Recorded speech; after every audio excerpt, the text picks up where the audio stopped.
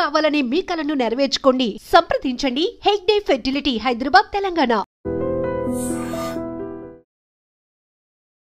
నమస్కారం, welcome to I dream. ధర్మ మార్గం విత్ విజిత కార్యక్రమానికి స్వాగతం.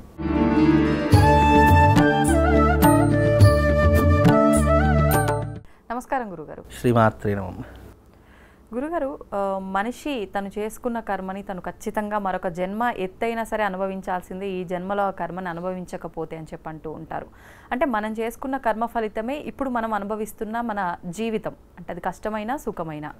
కానీ ఎక్కువగా కష్టాలు పడుతున్న వాళ్ళు, అనుకున్నది సాధించలేకపోతున్న వాళ్ళు, వాళ్ళ కర్మ వాళ్ళు అనుభవిస్తున్నారు అని వదిలేయకుండా మీలాంటి వారి దగ్గరకు వచ్చి అడగటము, నేను ఇలా ఇబ్బంది పడుతున్నా, దాని నుంచి బయటపడాలంటే ఏం చేయాలి అనటము, దానికి మీరు ఒక పరిహారం చెప్పడము, అది చేసుకుంటే ఇది తీరిపోతుందని చెప్పడము కదా, ఇవన్నీ చేస్తూ ఉంటాం సాధారణంగా. లేదు అంటే ఆలయానికి వెళ్తాము, దేవుణ్ణి నమ్ముకుంటాము దాని నుంచి బయటపడడానికి. మరి బయటపడ్డామే అనుకోండి, మనకున్న కర్మ మనం ఎప్పుడు అనుభవిస్తామంటారు? చాలా మంచి ప్రశ్న. కర్మ సిద్ధాంతం అనేటటువంటిది చాలా పెద్ద సబ్జెక్టు. కర్మ అనేటటువంటిది దీంట్లో ఎలా ఉంటుంది అని అంటే కనుక, మనం 4 గోడల మధ్యలో ఉన్నామండి. మనం ఏదో తప్పు చేస్తున్నాం, అబ్బా ఎవ్వరు చూడట్లేదు కదా, నాకు ఏం ఇబ్బంది లేదు అనేటటువంటి ఈ సైకలాజికల్ ఫీలింగ్ ఎలా ఉంటుందంటే, ఎవ్వరు చూడట్లేదు అనేటటువంటి అపోహ ఎలా ఉంటుందంటే, మనం 4 గోడలు ఏం చేసినా చెల్లుతుంది. లేదు, మనం బయట మనం చాలా అంటే ఎలా ఉండాలంటే ఒక డిగ్నిఫైడ్గా ఉండాలి, మనల్ని అందరూ మెచ్చుకోవాలి, మనందరూ మంచి వాళ్ళు అనుకోవాలి అనే ఒక 2 క్యారెక్టరిస్టిక్స్ అనేటివి మనిషి లోపల ఉంటూ ఉంటాయి.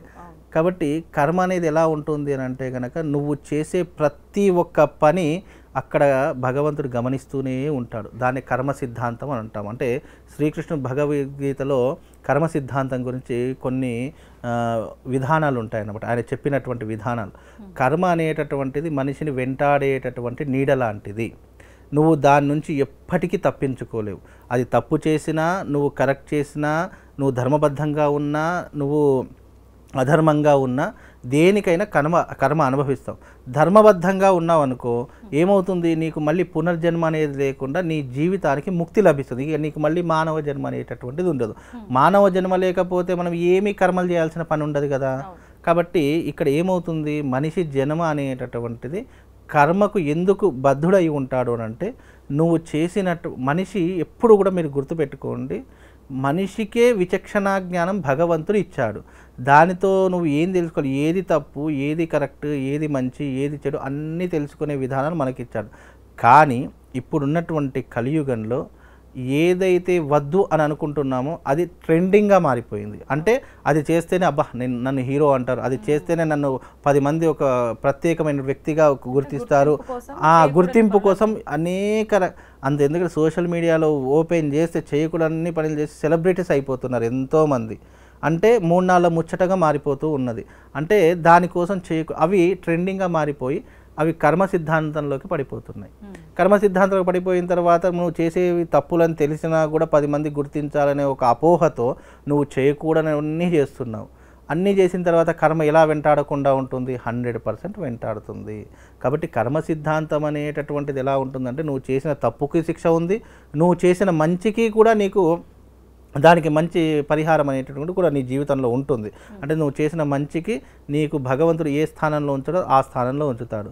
నువ్వు చేసిన తప్పులకు నీకు ఎంత శిక్ష విధించాలో అంత శిక్ష తప్పకుండా విధిస్తాడు.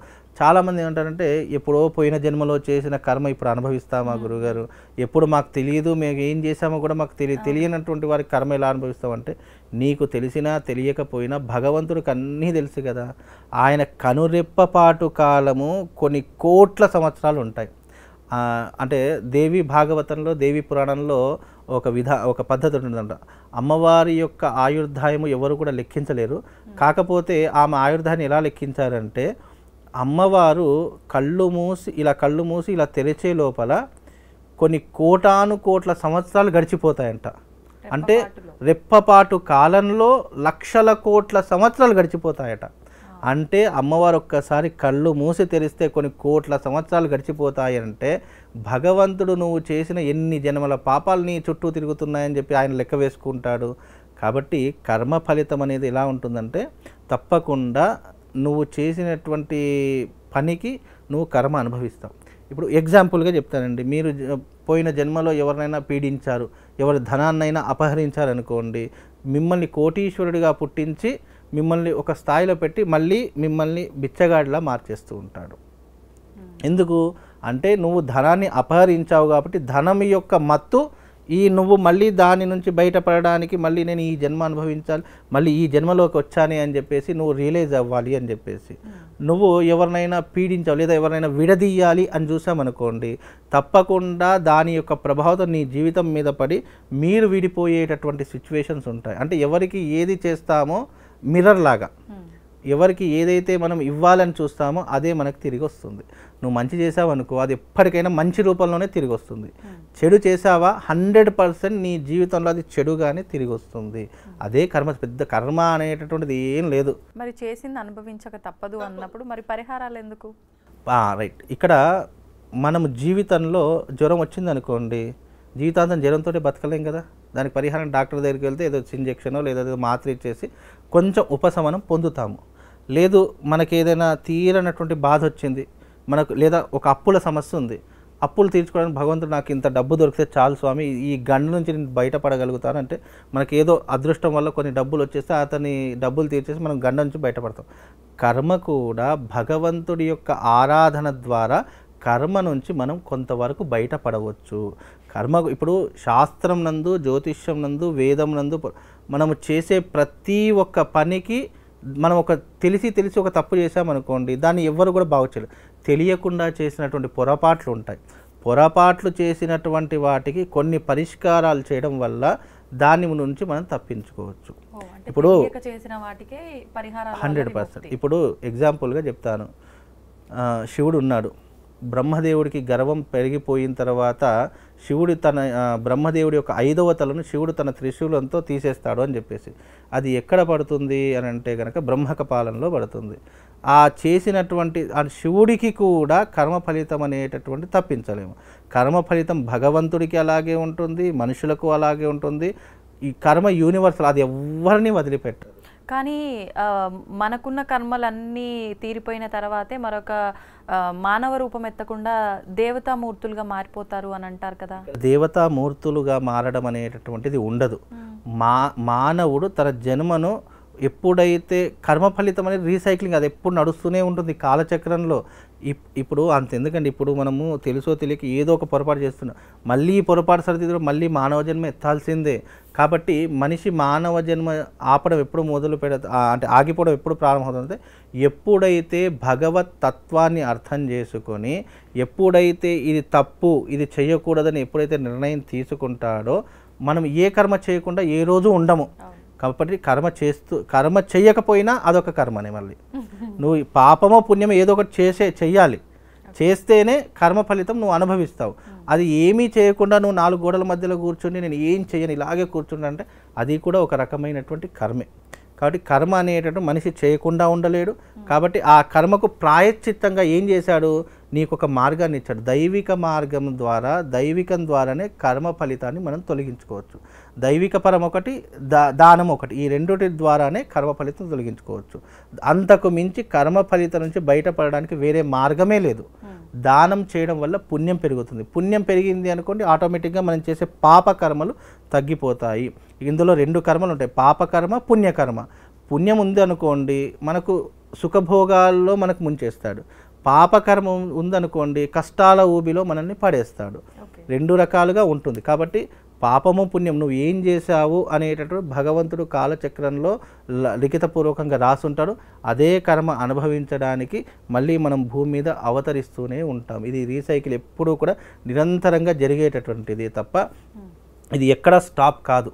100% మనం ఈ జన్మలో ఇప్పుడు ఏదైనా తప్పు చేసామనుకోండి, ఈ జన్మ ఇక్కడికి తీరిపోయింది, మరొక జన్మ ఎత్తితే ఈ జన్మలో చేసుకున్న కర్మంతా ఆ జన్మలోనే తీర్చుకోగలుగుతామా, లేదంటే మళ్ళీ జన్మలు ఎత్తాల్సి వస్తుందంట? నీ యొక్క ఆయు ప్రమాణంలో నువ్వు ఎంతవరకు చేయగలుగుతావో అంతవరకు భగవంతుడు నీకు అవకాశం ఇస్తాడు.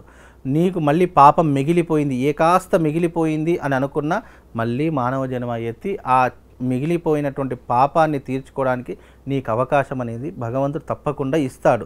దానికి నువ్వు తీర్చుకోవడానికి ఉన్నావు అని అంటే కనుక అక్కడితో నీ జీవితం అంతమైపోతుంది. ఇప్పుడు పుట్టిన పిల్లవాడు పురిట్లోనే చనిపోతాడు అని అంటాము. ఎందుకు?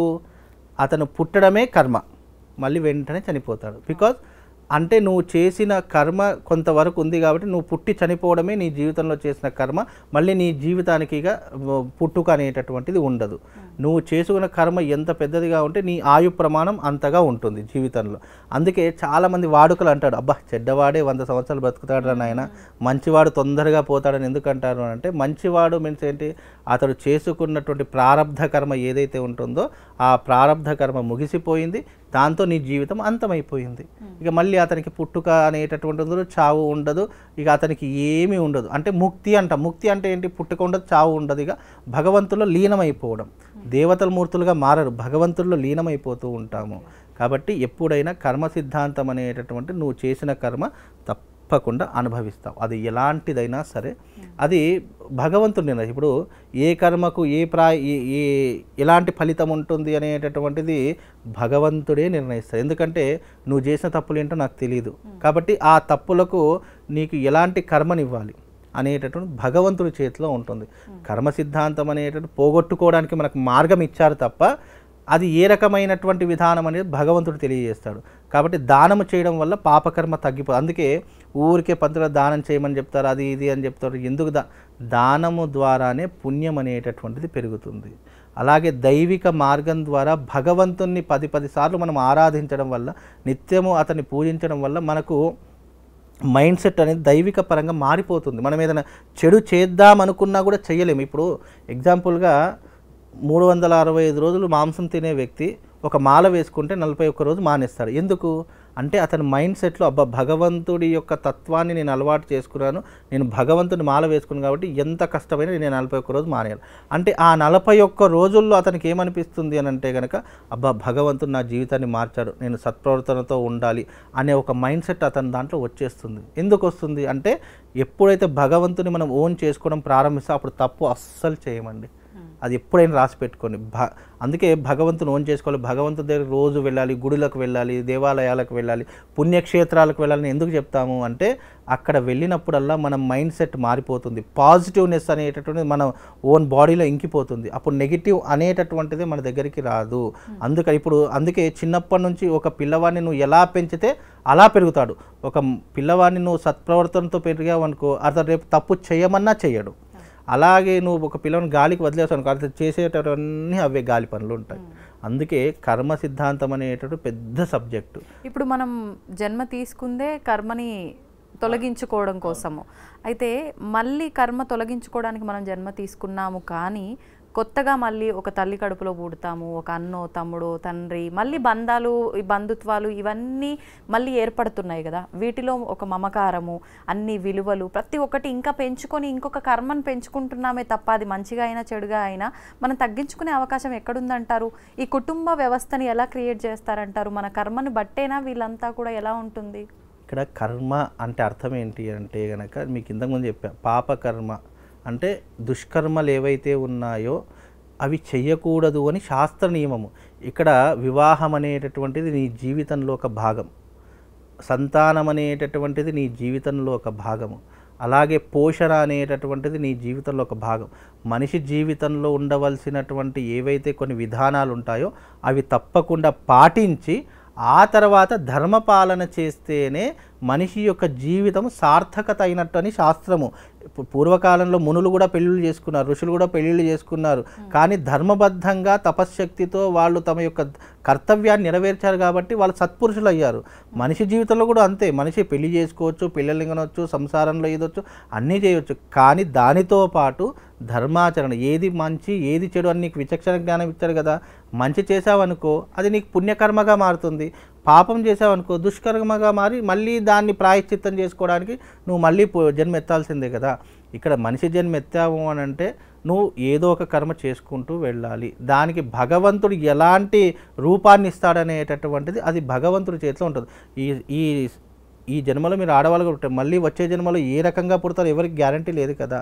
కాబట్టి ఇవన్నీ ప్రాక్టికల్గా ఆలోచిస్తే ఏమవుతుందంటే మనిషి యొక్క కర్మ సిద్ధాంతం ఎలా రూపాంతరం చెందుతుంది అనేటటువంటిది ఎవ్వరు గుర్తించలేరు. దెర్ ఈజ్ ఎ గాడ్, ఆ భగవంతుడే దీనికి రూపకల్పన చేసేవాడు. మనం చేసుకున్న కర్మను బట్టి ఆడగా జన్మించాలో మగగా జన్మించాలో కూడా డిసైడ్ చేయబడుతుంది. 100%. ప్రతిసారి ఇప్పుడు స్త్రీలింగం పురుషలింగం అనేటటువంటి భగవంతుడు ఏ రూపాన్ని ఇస్తాడో తెలియదు. భగవంతుడు అందుకే భగవంతుడికి ఆకారం లేదు అని అంటారు. భగవంతుడు స్త్రీ కాదు, పురుషుడు కాదు, నపుంసకుడు కాదు. భగవంతుడు ఒక పరమ అంటే నిరాకార రూపము, ఒక జ్యోతి స్వరూపం అని చెప్తాము. జ్యోతికి రూపం ఉండదు, ఏముండదు.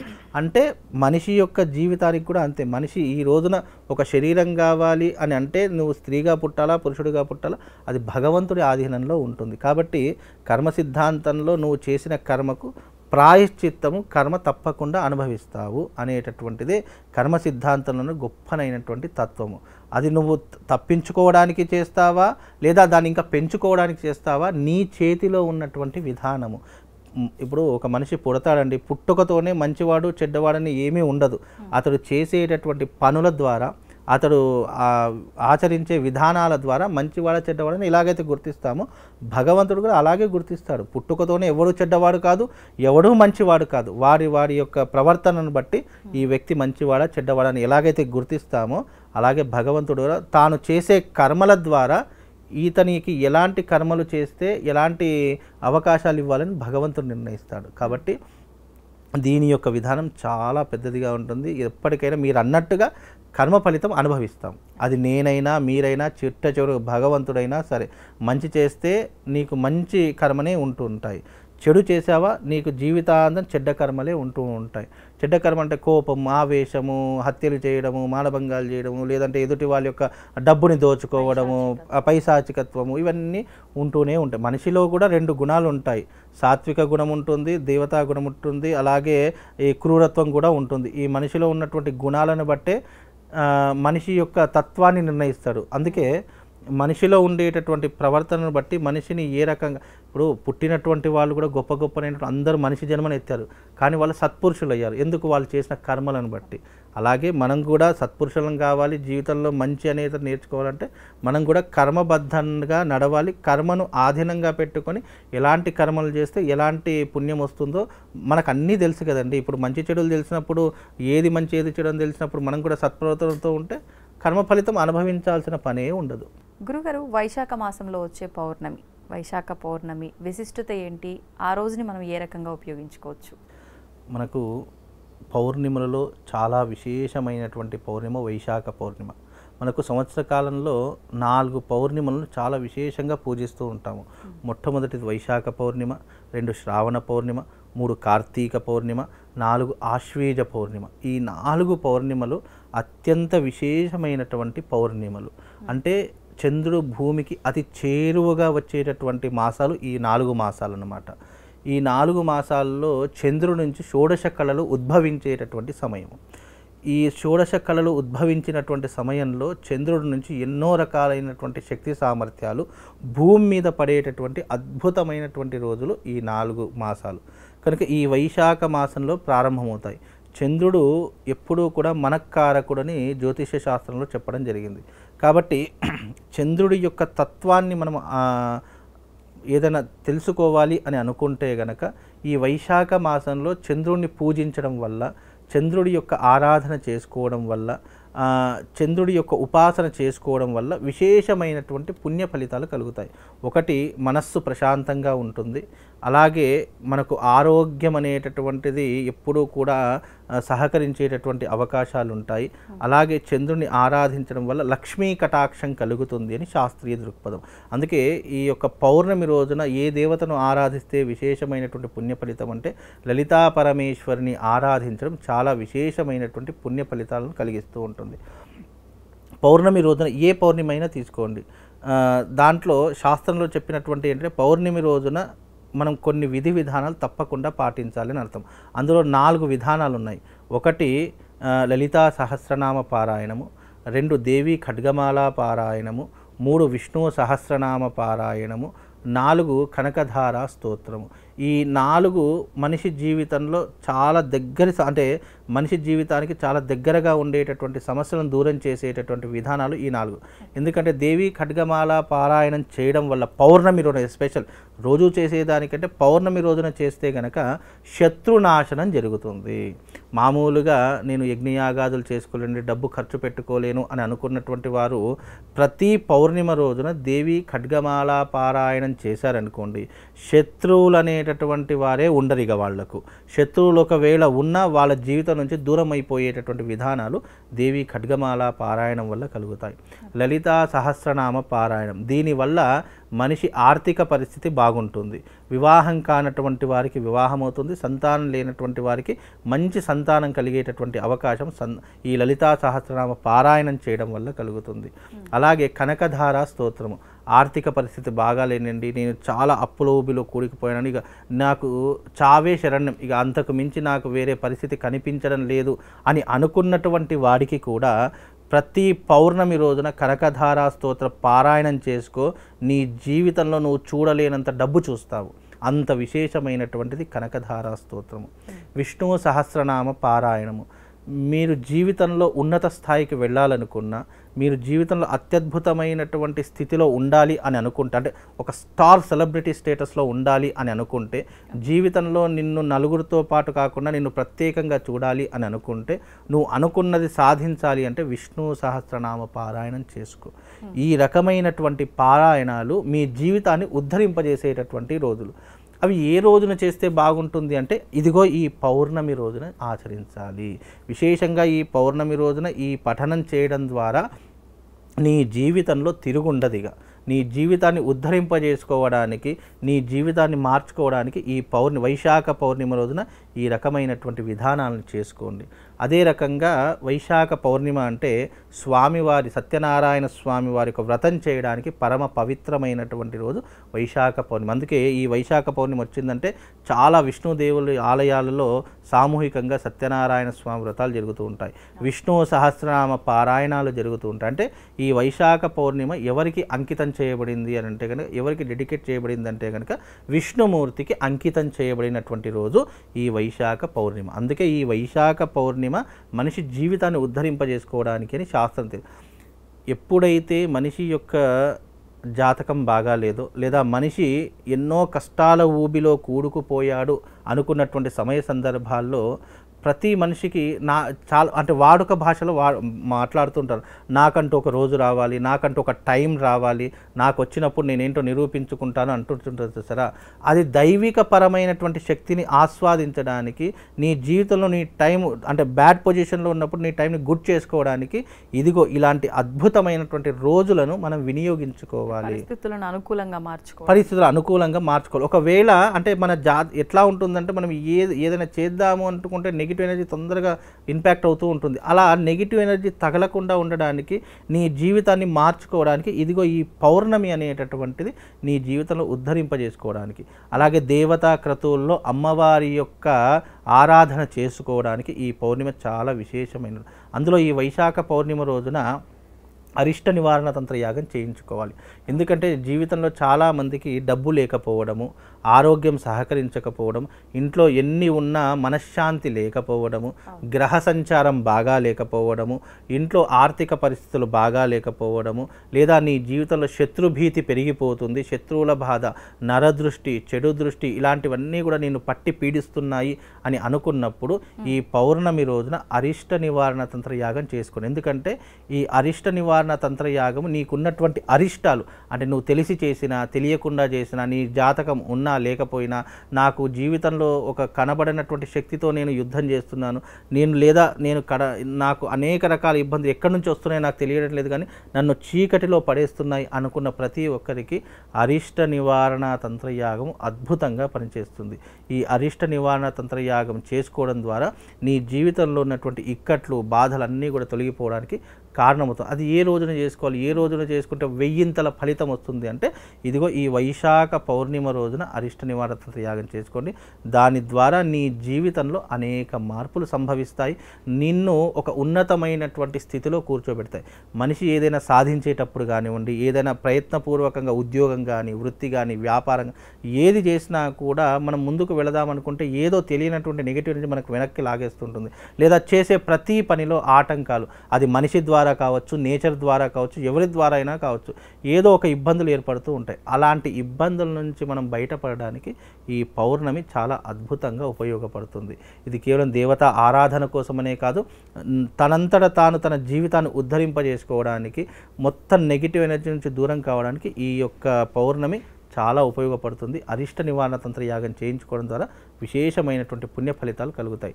అలాగే స్తోత్ర పారాయణ, నేను చెప్పినటువంటి పారాయణాలు ఉన్నాయి, అవి ఎవరికి వారు చేసుకుంటే కనుక, చాలామంది ఏమనుకుంటే నేను ఇవన్నీ చేయలేదు, ఇవి చేసుకోవాలంటే కనుక సాయంకాలం 8 గంటలకు ప్రారంభం, ఉదయకాలం అవుతుంది. ఎందుకంటే ఇది పౌర్ణమి కాబట్టి చంద్రోదయానికి మనం ఉదయకాలం అవుతుంది.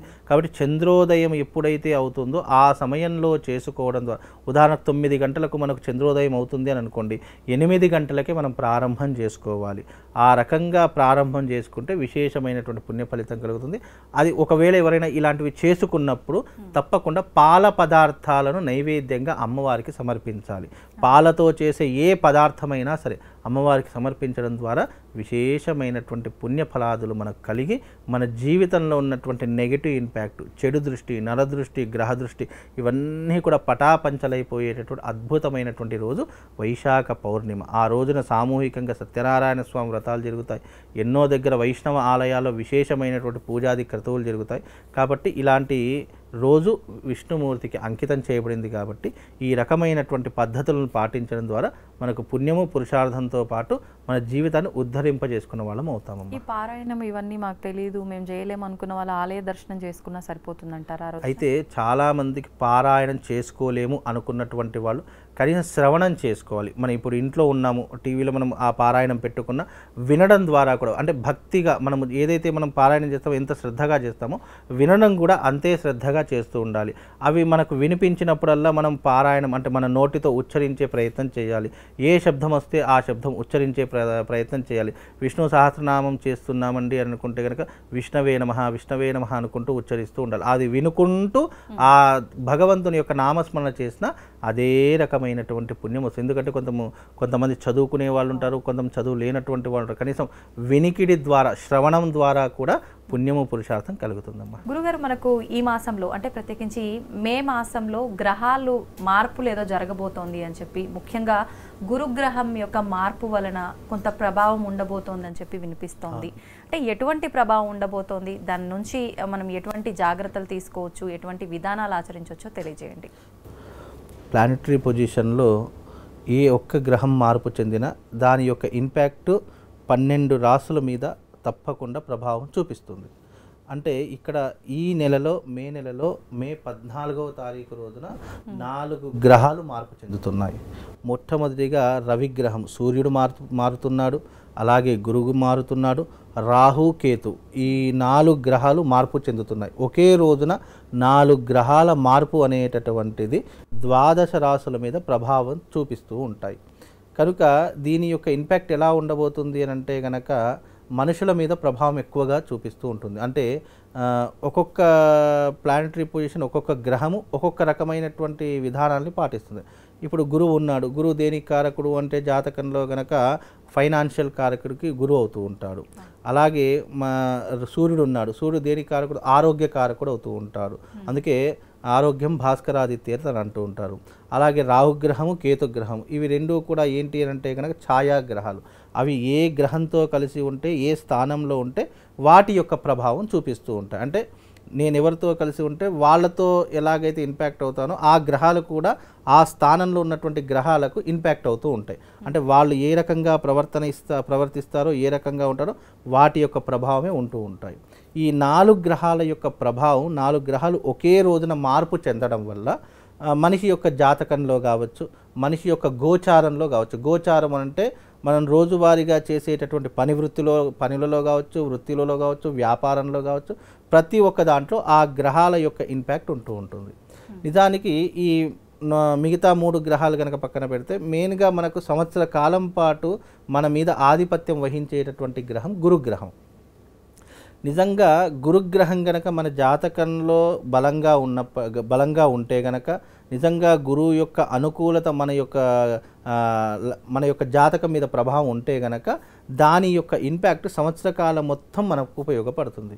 బికాజ్ ఏంటంటే గురుగ్రహం బాగుంటే మనం ఫైనాన్షియల్గా స్ట్రాంగ్గా ఉండవచ్చు, ఇల్లు కట్టుకోవచ్చు, వివాహం జరిపించవచ్చు, అదే వృత్తి వ్యాపారాదుల్లో మంచి లాభాలు సంపాదించవచ్చు, విశేషంగా పుత్రులతో సౌఖ్యం పొందవచ్చు. ఈ రకమైనటువంటి విధానాలు గురువు ద్వారా మనకు కలుగుతూ ఉంటాయి. అంటే గురువు యొక్క అనుగ్రహం వల్ల మనకు జీవితంలో ఇల్లు లేనటువంటి వారు చాలామంది ఇల్లు కట్టుకోవాలని కలలు కంటూ ఉంటారు. అలాంటి వారికి ఇల్లు కట్టుకోవాలనేటటువంటి ఆశ నెరవేరేటటువంటి అవకాశం ఏర్పడుతూ ఉంటుంది. అదే రకంగా వివాహం కావట్లేదండి, వివాహం కోసం అనేక రకాలుగా ప్రయత్నం చేస్తున్నాను, వివాహ ప్రయత్నం ఎన్ని చేసినా మనకు అనుకూలించట్లేదు అని అనుకున్నటువంటి వారికి గురుబలం అనుకూలించింది అనుకోండి, తొందరగా వివాహం అయిపోతుంది. ఎన్ని ఆటంకాలున్నా ఎన్ని ఇబ్బందులున్నా అది వివాహం జరిగిపోతూ ఉంటాయి. ఈ రకంగా ఫైనాన్షియల్ ప్రాబ్లమ్స్, చాలామంది అప్పుల బాధతో ఇబ్బందులు పడుతూ ఉంటారు, లేదా వృత్తి వ్యాపారాదులలో వ్యాపారం సరిగ్గా నడవకపోవచ్చు. అలాంటి వారికి కూడా గురు అనుగ్రహం ఉంటే గనక వృత్తి వ్యాపారాదులలో మంచి లాభాలు చేకూరుతాయి, అంటే మంచి లాభాలను సంపాదించవచ్చు, గ్రోత్ పెరుగుతూ ఉంటుంది. అలాగే అప్పుల బాధలు తొలగిపోయేట, ఇప్పుడు మనకు వృత్తి వ్యాపారం మంచిగా నడిచింది అనుకోండి, ఆటోమేటిక్గా అప్పులు తరిగిపోతూ ఉంటాయి. ఆ రకంగా గురువు మార్పు చెందడం వల్ల ఇన్ని రకాలైనటువంటి బెనిఫిట్స్ మనకు ఉంటూ ఉంటాయి. అందుకే మే 14వ తారీఖు వృషభ రాశిలో నుంచి మిథునంలోకి అడుగు పెడుతూ ఉంటాడు గురువు. మిథునంలోకి అడుగు పెట్టిన తర్వాత 4 రాశుల వారికి జీవితంలో చాలా అద్భుతాలు జరుగుతాయి.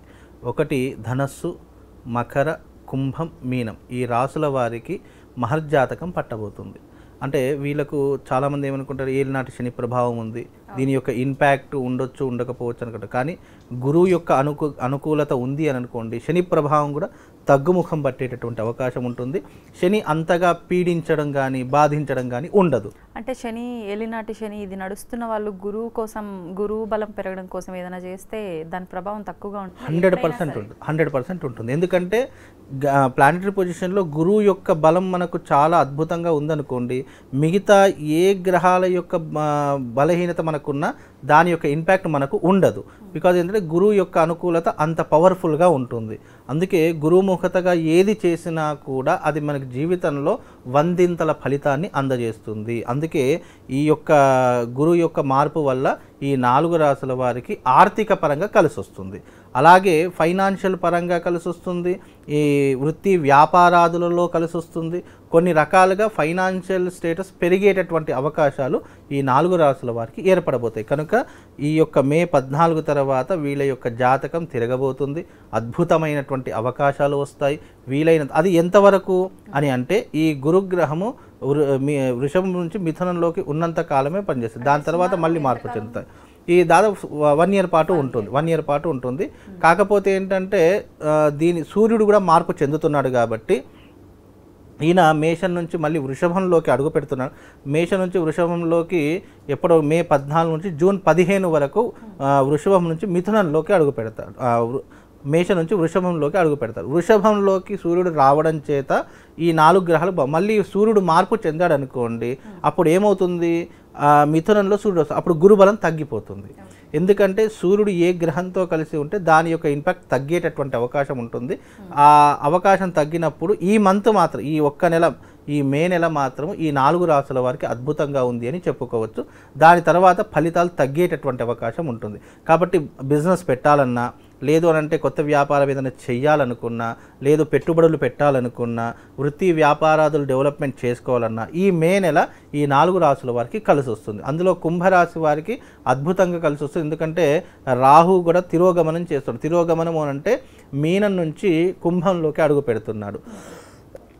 దాని యొక్క ప్రభావం కూడా చాలా అద్భుతంగా ఉంటుంది. కుంభరాశి వారికి ఈ సంవత్సరము పట్టిందల్లా బంగారం అవుతుంది. ఎటువంటి వ్యాపారాల్లో ఉన్న ఎటువంటి బిజినెస్ అంటే మామూలుగా రన్నింగ్, మనం గతంలో నుంచి కొన్ని సంవత్సరాల నుంచి చేస్తున్న వ్యాపారాలు డెవలప్మెంట్ అవుతాయి. కొత్త వ్యాపారం ఏదైనా పెట్టాలి అనుకుంటే ఈ మే 14 తర్వాత వీళ్ళు ఏ వ్యాపారమైనా ప్రారంభం చేయవచ్చు, ఏ పెట్టుబడులైనా పెట్టవచ్చు. అన్నింట్లో కూడా విజయం సాధించేటటువంటి అవకాశము ఈ 4 రాశుల వారికి కనిపిస్తుంది. కాబట్టి ఈ గురుగ్రహ ప్రభావము ఈ రాశుల మీద ఈ రకంగా ఉంటుంది. కనుక వీలైనటువంటి వాళ్ళు ఇంకా మంచి ఫలితాలు, మెరుగైనటువంటి ఫలితాలు పొందాలి అని అనుకుంటే గనక ఓం దేవానాంచ ఋషీనాంచ గురు కాంచన సన్నిభం వందనీయం త్రిలోకేశం తం నమామిం బృహస్పతిం అనేటటువంటి మంత్రాన్ని రోజుకు 108 సార్లు పఠనం చేసుకుంటే ఇది చేయడం వల్ల గురుబలం పెరుగుతుంది. గురుబలం పెరుగుతుంది. ఇది ఆల్రెడీ బాగున్నటువంటి వాళ్ళు చేసుకోవచ్చు, మరింత గ్రోత్ ఉంటుంది. బాగా లేనటువంటి మిగతా రాశుల వారికి ఇప్పుడు 4 రాశుల వారికి బాగుంది, మిగతా 8 రాశుల వారికి అనుకూలంగా లేదు. కాబట్టి కనీసం ఈ మంత్రాన్ని మీరు పఠనం చేసుకోవడం వల్ల ఏమవుతుంది, గురుబలం కొద్దిగా పెరిగేటటువంటి అవకాశం ఉంటుంది. మంత్ర ప్రభావం వల్ల మన దాంట్లో కూడా పాజిటివ్ ఎనర్జీ పెరిగి మనకు కొంచెం అనుకూలమైనటువంటి ప్రభావం, అనుకూలమైనటువంటి వాతావరణం ఏర్పడి కొంతవరకు మనకు ఉపశమనం కలిగేటటువంటి అవకాశం ఈ గురువు మార్పు వల్ల కలుగుతుంది. కాబట్టి ఈ రకమైనటువంటి పద్ధతి చేసుకోండి. అలాగే వీలైతే గురుచరిత్ర పారాయణం చేసుకోవాలి.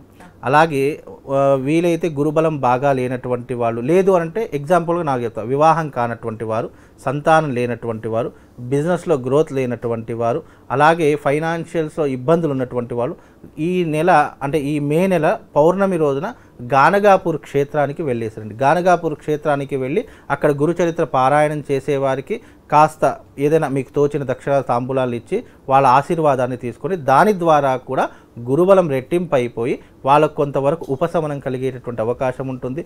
వీలైతే అక్కడ గానగాపూర్ క్షేత్రంలో కుక్కలు సంచరిస్తూ ఉంటాయి. వీలైతే ఆ కుక్కలకు రొట్టెలు పెట్టండి. రొట్టెలు పెట్టడం వల్ల కూడా కొంతవరకు ఉపశమనం కలుగుతుంది. అంటే సాక్షాత్తు అక్కడ సంచరించేటటువంటి శునకాలు ఏవైతే ఉంటాయో అవన్నీ కూడా దత్తాత్రేయుడు స్వరూపంగా కొలుస్తారట. అందుకే అక్కడ ఉన్నటువంటి జీవజంతువులకు మనం ఏదైనా ఆహారం పెడితే గనక దాని యొక్క పుణ్యం కూడా విపరీతంగా మన ఖాతాలో జమైపోయి మన గురుబలం పెరిగేటటువంటి అవకాశాలు కూడా ఉంటాయి.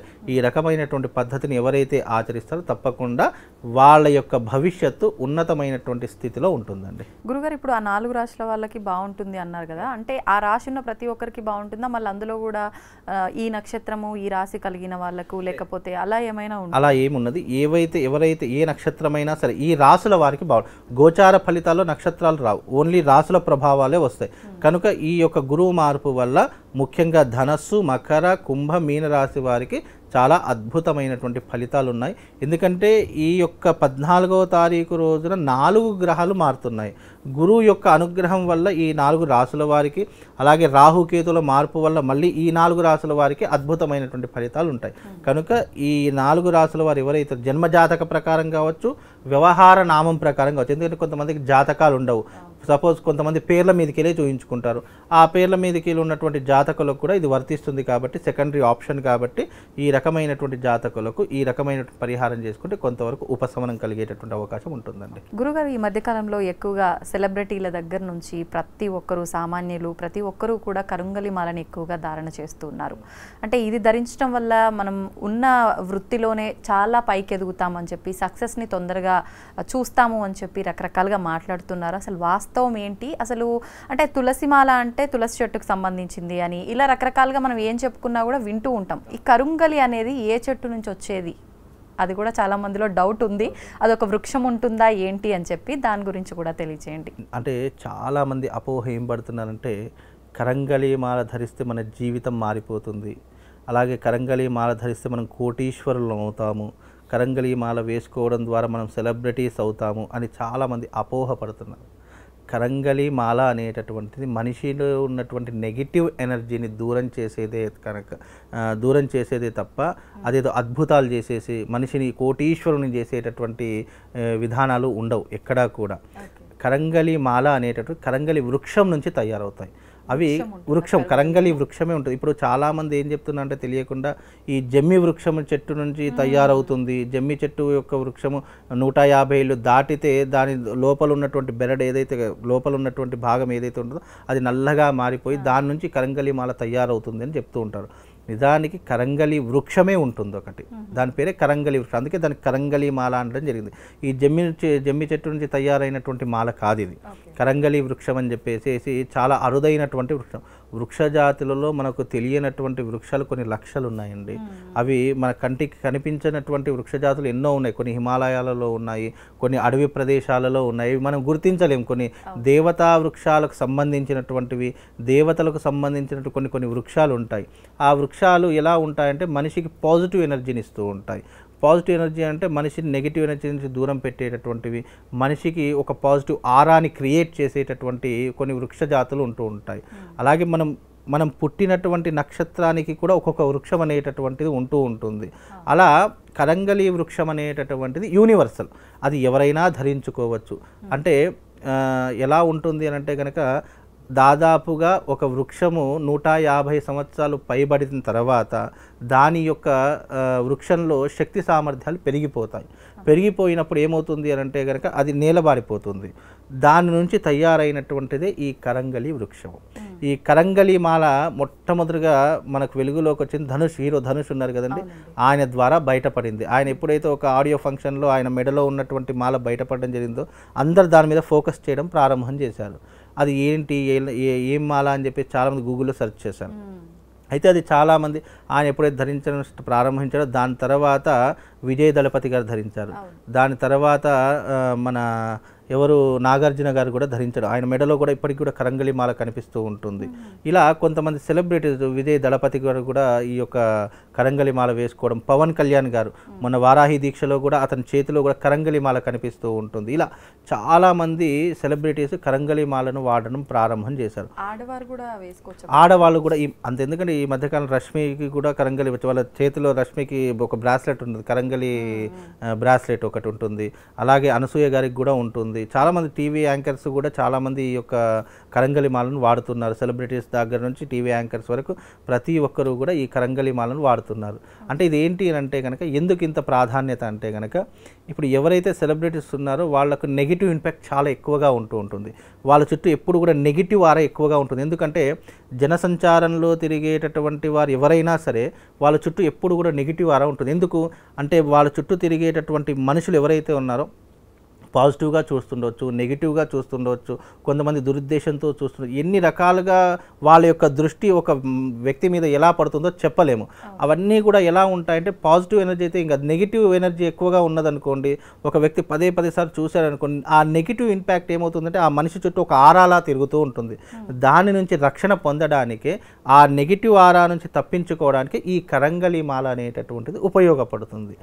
ఇది దైవికపరమైనటువంటిది కాబట్టి చాలా మట్టుకు ఏమనుకుంటారంటే, గురువుగారు నేను ఆన్లైన్లో కరంగలి మాల ఆర్డర్ చేశానండి, వేసుకున్నాను, నాకు వేసుకున్నా కూడా పెద్ద ప్రయోజనం ఏమి కనిపించడం లేదండి, నాకేమీ అంతగా అనిపించట్లేదని చెప్పేసి అంటున్నారు. కరంగలి మాల ధరించేటటువంటి పద్ధతులు చాలా రకంగా శాస్త్రంలో చెప్పారు. అంటే శాస్త్రంలో మీన్స్ ఏ దైవికపరమైనటువంటి వస్తువు ధరించాలన్నా దానికి శాస్త్రీయ దృక్పథం, మంత్రశక్తితో, యంత్రశక్తితో, పూజా విధానంతో ధరిస్తేనే అది నీకు ఒక పూజనీయమైనటువంటి వస్తువు, ఒక శక్తివంతమైనటువంటి వస్తువులా నీకు ఉపయోగపడుతుంది. ఇప్పుడు ఆన్లైన్లో ఆర్డర్ చేసుకున్నానంటే అది కేవలం ఒక వస్తువు లేదా ఒక ఆభరణంలా మాత్రమే నీ మెడలో ఉంటుంది తప్ప అది వేసుకోవడం వల్ల ఎలాంటి ప్రయోజనం ఉండదు. ఒక దైవికపరమైనటువంటి వస్తువు మన మెడలో వేసుకుంటున్నాము అంటే దానికి తప్పకుండా దైవికపరమైనటువంటి ఆరాధన ఉండి తీరాలి. అయితేనే అది వేసుకున్నటువంటి వారికి ప్రయోజనం కలుగుతుంది. అది ఎవరి పాటికి వాళ్ళు పూజా మందిరంలో పెట్టి అలా పూజ చేసుకొని వేసుకోవచ్చా, లేదంటే పురోహితుల సమక్షం? అది పురోహితుల సమక్షంలో గురుముఖతగా తీసుకుంటేనే దానికి శక్తి సామర్థ్యాలు. ఇప్పుడు ఎగ్జాంపుల్గా చెప్తాను. ఇప్పుడు మనం కోట్లు పెట్టి గుడి కడతామండి, అందులో ఒక విగ్రహ ప్రతిష్ఠ చేస్తాము. ఆ విగ్రహ ప్రతిష్ఠ చేసే మునుపు దానికి 3 రోజులు కానీ 5 రోజులు కానీ ఎన్నో క్రతువులు చేస్తాం. అంటే జలాదివాసం, ఒక రోజంతా నీళ్ళలో పడుకోబెడతాం స్వామివారి యొక్క విగ్రహాలను. ఎందుకంటే దాంట్లో ఏదైనా దోషం ఉన్నా, దాంట్లో ఏదైనా క్రిమి కీటకాలు ఉన్నా ఆ జలంలో కొట్టుకుపోతాయి అని చెప్పి. అలాగే 2 రోజులు ధాన్యాదివాసంలో పెడతాం. అంటే ఒక రోజంతా కూడా ధాన్యంలో నిండా పోసి విగ్రహాన్ని కప్పేస్తూ ఉంటాము. 3వది శయ్యాదివాసం, ఫలపుష్పాదివాసం చేస్తూ ఉంటాము. ఒక రోజంతా మొత్తం పూలతో, పళ్ళతో, అన్నిటితో నింపేస్తూ ఉంటాము.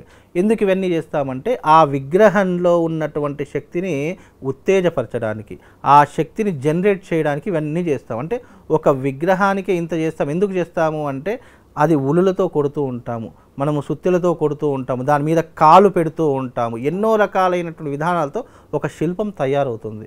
దాంట్లో జీవకళ ఉట్టిపడాలి అంటే ఇన్ని క్రతువులు ఉంటాయి.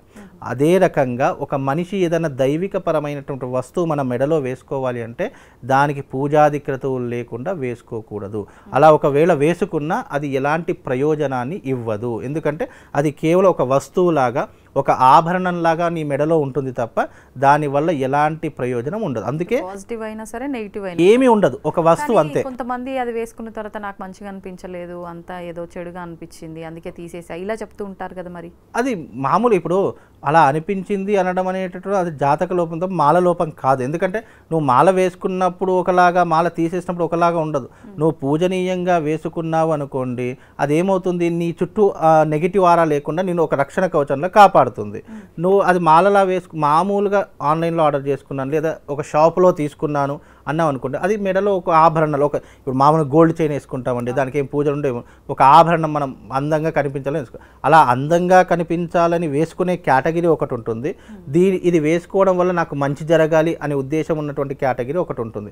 కాబట్టి కరంగలి మాల ధరించేటప్పుడు ఎప్పుడైనా కూడా దానికి పూజనీయంగా వేసుకుంటేనే అది మనకు ఒక రకంగా ఉపయోగపడుతుంది, అంతే తప్ప మామూలుగా వేసుకున్న తర్వాత మళ్ళీ నియమాలు ఏమైనా పాటించాల్సి 100% పాటించాలి. ఎటువంటి నియమాలు? ఈ నియమాలు ఎందుకు పాటించాలి అంటే ఒక దైవిక పరమైనటువంటి వస్తువుని మనం మెడలో వేసుకున్నప్పుడు దానికి తప్పకుండా అంటుముట్టు దోషం ఉంటుంది. అంటుముట్టు దోషం ఉండకుండా దాన్ని మనం సేఫ్గా జాగ్రత్తగా పెట్టుకోవాలి. ఇప్పుడు ఎగ్జాంపుల్గా మనమే ఉన్నామండి, మనం ఎక్కడైనా చావు దగ్గరికి వెళ్ళాము, లేదా ఏదైనా ముట్టుడు ప్రదేశానికో అంటుముట్టున్నటువంటి ప్రదేశానికో వెళ్ళాము. కొంతమంది బయట తిరిగితే కనీసం గుళ్ళో అడుగు కూడా పెట్టరు, ఎందుకు ఎక్కడెక్కడో తిరిగి వచ్చాము అని చెప్పేసి. అలాగే మనం కూడా ఒక దైవిక పరమైనటువంటి కరంగలి మాల వేసుకున్నప్పుడు దానికి మెయిన్గా పాటించవలసిన నియమాలు, చావు దగ్గరికి డెడ్ బాడీస్ దగ్గరికి వెళ్ళకూడదు, అలాగే బాలంతల దగ్గరికి వెళ్ళకూడదు, పురుడున్నటువంటి వారి దగ్గరికి, మలమూత్ర విసర్జనకు వెళ్ళినప్పుడు అది మెడలో ఉండకూడదు, అలాగే మాంసము మద్యము స్వీకరించినప్పుడు మెడలో ఉండకూడదని శాస్త్రీయ దృక్పథం. కానీ ఇవన్నీ చెప్పేసరికి వాళ్ళకి ఏమనిపిస్తుంది, అబ్బా ఇవన్నీ నేను పాటించలేనే అని చెప్పి ముందు తీసుకోవడమే మానేస్తారు. కాబట్టి దీంట్లో ఎగ్జంప్షన్ ఏంటి అని అంటే కనుక ముఖ్యంగా చావు దగ్గరికి బాలంత దగ్గరికి పోయినప్పుడు తీసేయాలి. దేవుడు మామూలు మాధ్యము మాంసము తినేటప్పుడు తాగేటప్పుడు అది ఏం చేయాలంటే మన ఇంట్లో ఉన్నప్పుడు ఒక డబ్బాలో పెట్టుకొని దేవుడి మందిరంలో పెట్టుకోవాలి. మనం ఎప్పుడు అది ధరించుకోవాలి, ఎప్పుడు మెడలో ఉంటే బాగానే ఉంటుంది. మనం ఇలాంటి ఒక అసాంఘిక కార్యక్రమాలు చేయడం వల్ల దాంట్లో ఉన్నటువంటి శక్తి క్షీణిస్తుంది తప్ప మనిషికి ఏమీ ఎఫెక్ట్ ఉండదు. ఇప్పుడు పాజిటివ్ ఎనర్జీ కోసం ఒక వస్తువు వేసుకున్నాం అనుకోండి, దానికి పదే సార్లు నెగిటివ్ ఆరా తగలడం మొదలైంది అనుకోండి, అది ఏమవుతుంది అంటే మనం స్వయంకృత అపరాధం చేస్తున్నప్పుడు దాంట్లో ఉన్నటువంటి శక్తి క్షీణించిపోతుంది. కాబట్టి అలాంటివి చేయకూడదని శాస్త్ర నియమం. కాబట్టి మీరు కరంగలి మాల వేసుకునేటప్పుడు ఈ నియమాలు పాటించకపోతే మీరు 100 కరంగలి మాలలు వేసుకున్న వేస్టే అవి. ఇప్పుడు వీటిలో కూడా డూప్లికేట్ ఒరిజినల్ రకరకాలు ఎలా గుర్తించవచ్చు అంటారు? మరి ఒకటి ఒరిజినల్ వచ్చిందంటే దానికి కాపీ రైట్స్ వచ్చేస్తూ కాపీ వస్తే నెగిటివ్స్ అంటే ఈ డూప్లికేట్స్ వచ్చేస్తూనే ఉంటాయి. ఏ వస్తువు అయినా సరే ఒక ఒరిజినల్ వస్తువు తయారు చైనా మాల్ వెంటనే రెడీ అయిపోతూ ఉంటుంది దానికి. అంటే కాబట్టి దీనికి ఏంటంటే సర్టిఫైడ్ ఉంటుంది, కెమికల్ ల్యాబ్లో టెస్టిఫైడ్ అయినటువంటి సర్టిఫికేట్స్ ఉంటాయి. ఆ సర్టిఫైడ్ అయినటువంటి కరంగలి మాల తీసుకోవడం చాలా మంచిది. మీరు ఎంత సర్టిఫైడ్ తీసుకున్నా దాన్ని పూజనీయంగా వేసుకోకపోతే వేస్టే. సర్టిఫైడ్ ఏంటి, ఇది ఒరిజినల్ కాబట్టి ఇది మనం పూజ చేసుకొని వేసుకోవడం ద్వారా మనకు శుభం లాభం చేకూరుతుంది. అలాగే చాలామంది దీన్ని కొంతమంది అలాగే వేసుకుంటారు, కొంతమంది వెండిలో అల్లి వేసుకుంటూ ఉంటారు. మామూలుగా వేసుకోవడానికంటే వెండిలో అల్లి వేసుకుంటే కొంచెం మంచి జరిగేటటువంటి అవకాశం కొంచెం స్ట్రాంగ్గా ఉంటుంది. కాబట్టి అట్లా వెండిలో వేసుకోవడం ద్వారా మనకు చూడడానికి చాలా బాగుంటుంది, నెగిటివ్ ఇంపాక్ట్ రాకుండా ఉంటుంది. అది మనకు ఒక రక్షణ కవచంలో ఎప్పటికీ కూడా కాపాడుతుంది. కాబట్టి కరంగలి మాల ధరించే ప్రతి ఒక్కరూ కూడా ఒరిజినల్తో పాటు మీరు ఎంత ఒరిజినల్ కావాలని కోరుకుంటున్నారో అది పూజనీయంగా పూజ చేసిన తర్వాతనే మీ మెడలో ధరించుకునే ప్రయత్నం చేయండి. మీరు ఆన్లైన్లో కొనుక్కున్నా సరే దగ్గరలో ఉన్నటువంటి ఆలయంలోకి వెళ్ళి అక్కడ స్వామివారికి పూజ చేసి ఇవ్వమని చెప్పండి. అది దాదాపుగా ఒక కరంగలి మాల పూజ చేసి ఇవ్వాలంటే 3 రోజులు సమయం పడుతుంది. లేదు మీకు అర్జెంట్ ఉంది అనుకుంటే స్వామివారి దగ్గర పెట్టేసి స్వామివారి దండం పెట్టేసుకొని మీరు వెడలో వేసుకునే ప్రయత్నం చేయండి. లేదు మీకు అవకాశం ఉంది అంటే దగ్గరలో ఉన్నటువంటి ఆలయంలోకి వెళ్ళి అక్కడ పూజారి గారికి ఇచ్చేసి ఇది 3 రోజులు స్వామివారి దగ్గర పెట్టిన తర్వాత నేను తీసుకెళ్తానని చెప్పి 3 రోజుల తర్వాత తీసుకొని వెళ్ళినా కూడా దాని యొక్క ఫలితం రెట్టింపు అవుతుంది, మంచి సత్ఫలితాలు పొందవచ్చండి. ధన్యవాదాలండి.